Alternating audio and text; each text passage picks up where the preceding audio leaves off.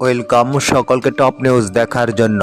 বাংলাদেশের সাবেক প্রধানমন্ত্রী শেখ হাসিনা দেশ ছেড়ে পলায়নের পর তার বিরুদ্ধে শতাধিক মামলা হইলেও এবারের মামলাটি ভিন্ন রূপ।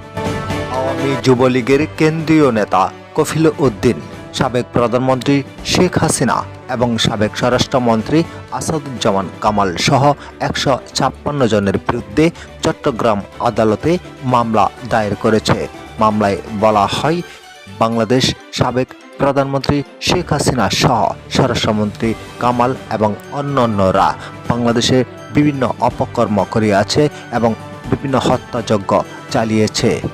জানা যায়, কফিল উদ্দিন বৈষম্য বিরোধী আন্দোলনে ছাত্রদের উপর হামলা করেছে বিদায় কফিল উদ্দিনের বিরুদ্ধেও ছাত্র আন্দোলনকারীদের বিরুদ্ধে হামলার এবং হত্যা চেষ্টার মামলা হয়েছে।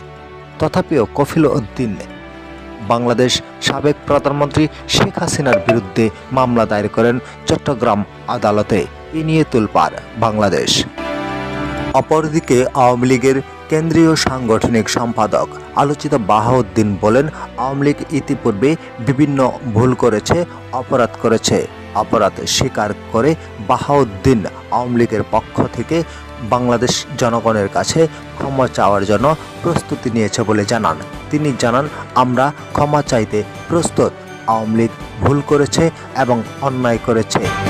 আওয়ামী লীগের পক্ষ থেকে আমরা ক্ষমা চাইতে প্রস্তুত।